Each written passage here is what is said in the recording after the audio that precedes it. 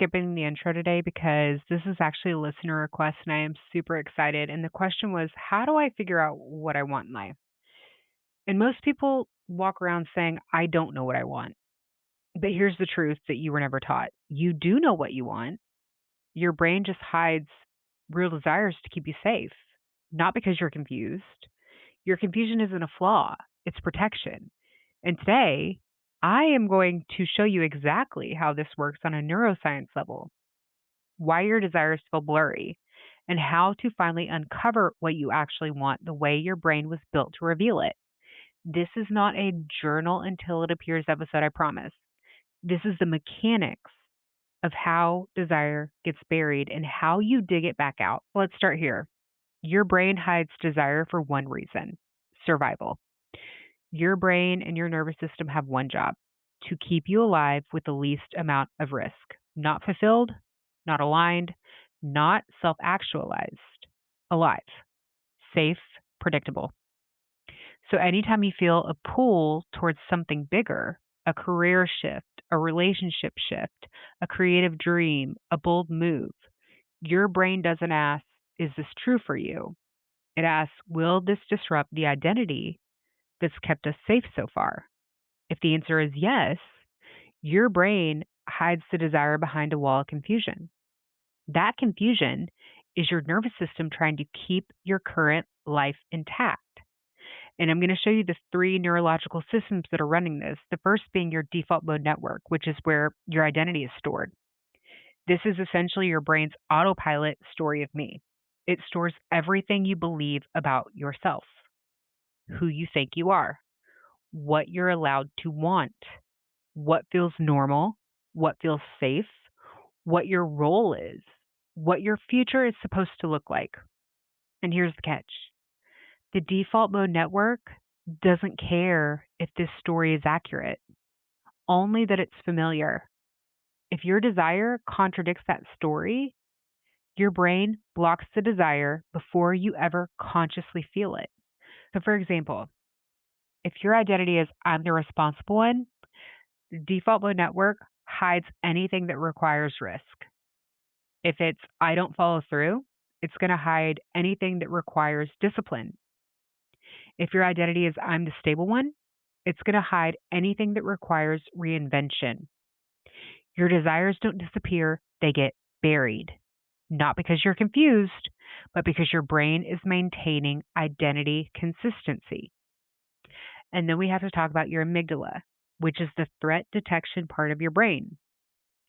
Any desire that requires growth is going to trigger the same structure that responds to physical danger, because your brain cannot tell the difference between I want to change my career and there is a bear chasing me. I swear to you, it cannot tell the difference. To the amygdala, both equal instability. So whenever you feel something like, I want to leave this job, I want to start something new, I finally want to admit what I want, your amygdala fires up and says, nope, too risky, shut it down. It buries the desire under I don't know, I'm confused, maybe later. Who am I to want that? This doesn't feel safe. What you call confusion is actually threat avoidance.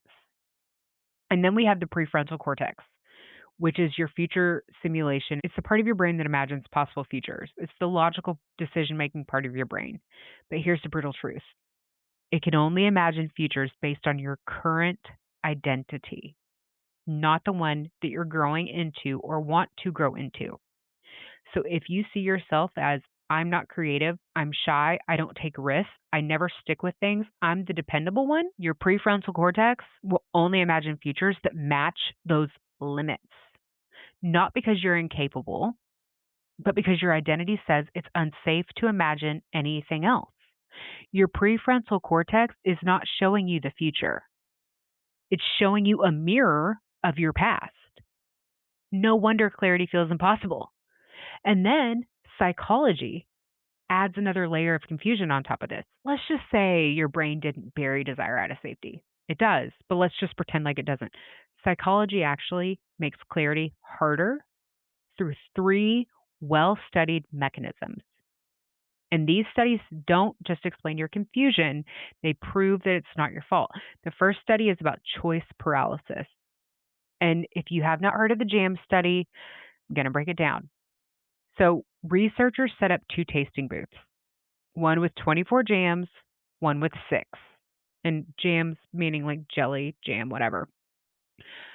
More people visited the table with 24 jams, but 900% more people actually purchased from the six jam table. Why? Because the brain cannot simulate too many possible future scenarios. And in adulthood, your life becomes a 24 jam table. You have 27 career paths, 15 relationship scenarios, 100 versions of who I could be, infinite pressure to choose the right one. Your brain isn't confused, it's overwhelmed. And then we also have working memory limits. Your brain can truly only hold 3 to 5 meaningful things at once. But whenever you try to figure out your life, you attempt to hold fear, desire, money, identity, trauma, skills, pressure. No brain can process that internally. So your mind throws out a little white flag and says, I don't know. Not because you lack direction, but because you've literally exceeded human processing limits. And then the last study we have is effective forecasting errors. And this is the psychological nail in the coffin of clarity. And Harvard researchers found that humans are actually terrible at predicting what will make them happy, how long happiness will last, what they will regret, and what choices matter long term. We essentially choose based on faulty data. And this means that you can't think your way to clarity. Your brain predicts the future using your past fears, not your future potential. That is why mentally figuring it out never works. So, how do we uncover what we want? If your brain hides desire to keep you safe, your psychology overloads you when you try to think it through, your identity filters out desires that don't match your current self image, clarity clearly can't come from thinking. It can only come from externalizing your internal world in a way that bypasses the brain's safety filters. That is why writing works. Not because journaling is magical, but because writing turns subconscious desires into conscious ones. It's bypassing your default mode network. It lowers cognitive load. It's it's lowering that working memory of yours that you can only hold 3 to 5 things at a time. It reduces your identity-based fear. Essentially, it's shutting down that amygdala. And then it expands your ability to simulate new futures. So here's how we do it. First step is to write down what I think I want. This is AKA the raw desire dump. This is not about accuracy. This is not about being sure. This is truly about emptying your head before your brain rewrites or sabotages your desires. And people overcomplicate this step. This is literally write down every single thing that pulls you, even if it's ridiculous, even if it sounds stupid. Like, I want a neon yellow yacht in the middle of the Pacific Ocean. Write it down. Write it down. If it's coming out of your head, write it down. Here's some other examples. I want to move to a new city. I want to feel creative again. I want to switch careers. I want to make more money. I want freedom. I want my confidence back. I want to start a YouTube channel. I want to feel healthy. I want to work less. I want something bigger. A real example from a listener that I had was, I think I want to move to Montana and paint. This woman had never painted a day in her life. But that statement wasn't about art. It was about peace, space, self expression, silence, autonomy. Your desires are rarely literal, they're symbolic. You write them all down so your brain can't hide them anymore. Step 2 is to figure out, why do I want this? You have to write this down too. This is AKA the motive filter. And this is where most desires fall apart. And that's the point. A desire without a truthful why is a fantasy. So, for example, I want to be a doctor. Why? Because my parents want that. That's not a desire. Because people respect doctors. Again, not a desire. Because stability feels safe. Not a desire. because I'm obsessed with helping people. That is a desire. Because I want to advocate for people. Again, that is a desire. Identity and fear hide inside the why. This step exposes it. Another example, I want to lose weight. Why? So people think I'm attractive. That's just giving you external validation. So I don't feel invisible. That is activating a past trauma. So I feel more confident speaking up in meetings. That's kind of an identity desire. So I feel strong. That's a real desire. So I feel healthy. That's a real desire. So I feel in control of my life. Again, that's a real desire. Notice how the real desire isn't about the body, it's about the identity. Last example, I want to start a business. Why? Because I hate my boss. That's an escape, not a desire. I want freedom with my time. That is a desire. I want to create something. Again, that's a desire. I want to build wealth. That's valid, but a little surface level. I want autonomy. I'm not meant to be managed. That's a desire. That's actually a core identity desire. This is where you stop living for approval and finally hear yourself. Step 3. Who would I become? And this is the identity test. And this is a step that no one teaches. It's a step that tells the truth. If this desire became true, who would I have to be on a daily basis? This is what you have to ask yourself. So, for example, if you say that you want to write a book, the identity required for that is someone who writes consistently, someone who shares their voice publicly, someone who withstands criticism, someone who finishes long term projects. If imagining that person feels exciting, that's your path. If it feels like it's suffocating, like, I can't do that, it's not. If it scares you, but it feels right, that's your calling. Another example, I want to move to a new city. The identity required for that is someone who's adaptable, self trusting, socially open, and willing to start over. Your body is always going to tell the truth before your mind does. If that excites you, that's true for you. If it doesn't, it's not. And then the last step that you have to do is write down what you're willing to trade. And this is a non negotiable reality check because every desire has a cost, not in a bad way, but it has a cost. And if the cost feels like something you're willing to take, it's your desire. If it feels like it's not, then you only wanted the idea, not the reality. So, for example, I want a 6-figure business. Obviously, you're going to have to trade temporary uncertainty or pressure or responsibility or visibility. If those feel like growth, it's a yes. If they feel like something that you can't handle, it's not your path. If you want to become a creator, you have to trade off consistency, criticism, being seen, long term commitment. If that feels empowering, go for it. If that feels draining, it's a fantasy. And I kind of want to end with a story that explains all this better than anything else. In 1994, Jeff Bezos had what society considers the dream. Society, okay? He was a senior VP at a hedge fund. He was making an absurd amount of money. He had security, he had prestige, he had the quote unquote right path laid out for him. And like most people in that situation, he should have stayed. But then he saw one statistic that actually changed everything.